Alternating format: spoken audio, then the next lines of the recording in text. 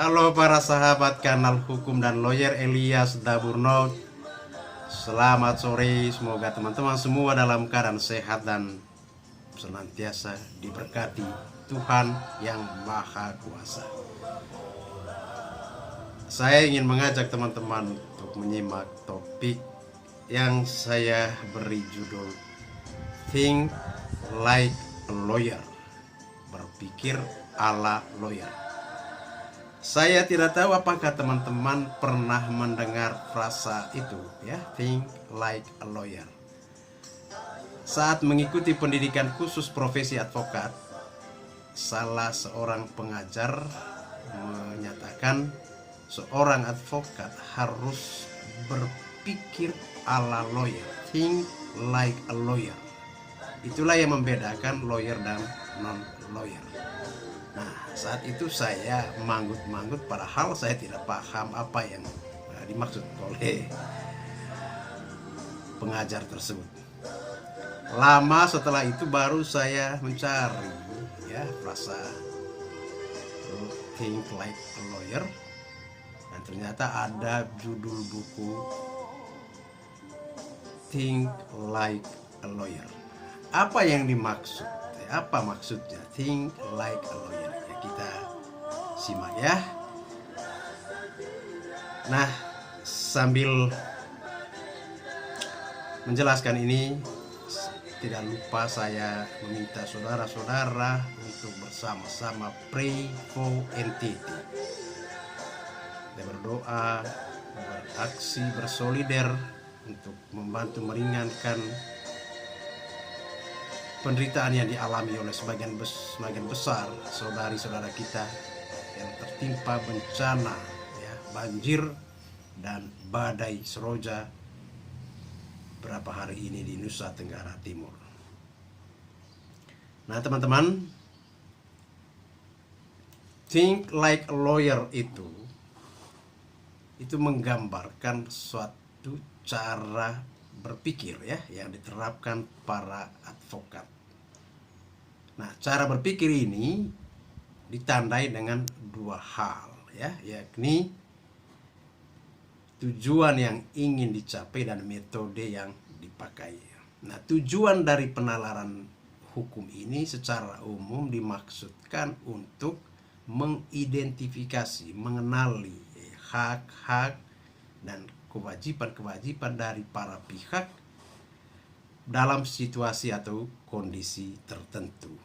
Ya, sebagai ilustrasi, saya angkat contoh perbedaan cara pandang awam atau non-hukum dengan lawyer, ya, dalam menanggapi suatu situasi tertentu. Ya, kita angkat contoh atau membayangkan dua orang teman, satunya lawyer dan satunya bukan lawyer, ya.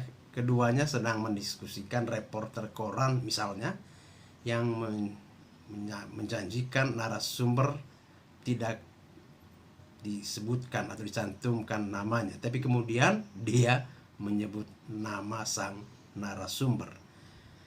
Nah, teman non-lawyer itu merasa terganggu dengan sikap sang reporter dan mengomentari dia seharusnya tidak boleh melakukan hal itu, ya kan? Nah, itu konsepsi non-lawyer menyatakan bahwa aturan atau hukum mengatur apa yang boleh dan tidak boleh dilakukan. Nah, sebaliknya, para lawyer jarang langsung berpikir seperti itu, ya. Lawyer akan bertanya, apakah sang reporter melanggar kewajiban hukumnya kepada informan atau narasumber. Nah, jika benar demikian, hak apa yang dibolehkan narasumber untuk dilakukan sang reporter? Nah, itu perbedaan cara merespon atau cara menanggapi suatu situasi tertentu, ya. Jadi tujuan lawyer adalah mengidentifikasi hak dan kewajiban yang melekat di antara reporter dan sang narasumber atau informan dalam situasi tersebut. Dari ilustrasi ini bisa dilihat bahwa berpikir ala lawyer itu pada dasarnya mensyaratkan dimulai dengan situasi faktual, ya, dan melalui proses tertentu tibalah pada suatu kesimpulan tentang hak dan kewajiban para pihak yang terlibat dalam situasi tertentu. Dan selanjutnya kita berpaling pada metode yang digunakan advokat atau lawyer, ya, sebuah metode yang dikenal dengan sebutan legal reasoning atau penalaran hukum. Mengidentifikasi hak dan kewajiban tertentu dari para pihak memerlukan sebuah proses penalaran hukum yang mencakup 5 langkah terpisah yang kalau diringkas seperti ini, ya, dan advokat harus mengetahui itu, harus melakukan langkah-langkah ini. Yang pertama, identifikasi atau mengenali sumber-sumber hukum yang berlaku, ya, biasanya ya undang-undang dan putusan hakim. Yang kedua, langkah kedua, analisis, ya, menganalisis sumber-sumber hukum tersebut untuk menentukan aturan atau ketentuan yang berlaku dan kebijakan atau politik hukum di balik aturan-aturan tersebut, ya. Kemudian yang ketiga, sintesis, ya, merangkum ketentuan-ketentuan hukum yang berlaku tersebut dan menyusunnya dalam suatu susunan yang koheren, ya, sesuai satu sama lain, di mana aturan-aturan yang lebih khusus dikelompokkan di bawah ketentuan-ketentuan yang lebih umum. Kemudian yang keempat, research, melakukan, meriset, meneliti fakta-fakta yang tersedia. Lalu langkah yang kelima adalah memasukkan, ya, susunan-susunan ketentuan-ketentuan khusus tadi, ya, pada fakta-fakta untuk memastikan, ya, atau meyakinkan, mengetahui mana hak dan kewajiban-kewajiban yang timbul, ya, dari fakta-fakta tersebut, ya, menggunakan kebijakan-kebijakan atau politik hukum yang mendasari ketentuan-ketentuan hukum dalam rangka memecahkan kasus hukum yang rumit. Nah, itulah gambaran sekilas, ya, tentang cara berpikir ala lawyer, think like a lawyer, ya, sebagai suatu cara berpikir yang menggambarkan dua hal, ya, yang khas, ya, dalam pemikiran advokat itu, yakni tujuan yang ingin dicapai dan metode yang dipakai, ya. Jadi teman-teman,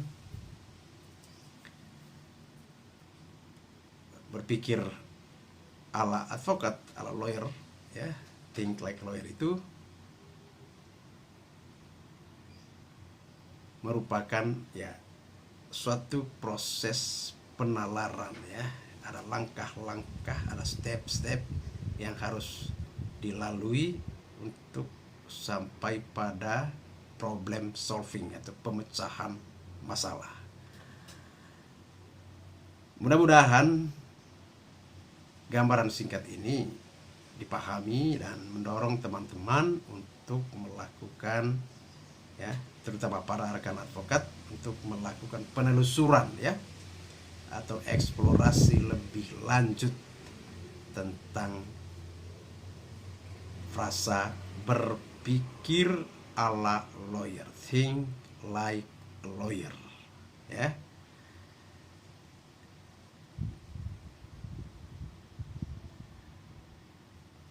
Sebagai seorang advokat, kita semua dituntut untuk tidak hanya berpikir tapi juga membaca, ya, reading, berbicara, speaking ala advokat, ya. Dengan demikian kapasitas kita dalam melakukan atau menjalankan peran sebagai seorang advokat dari waktu ke waktu mengalami peningkatan sehingga bisa melayani kepentingan klien dan siapapun dengan sebaik-baiknya.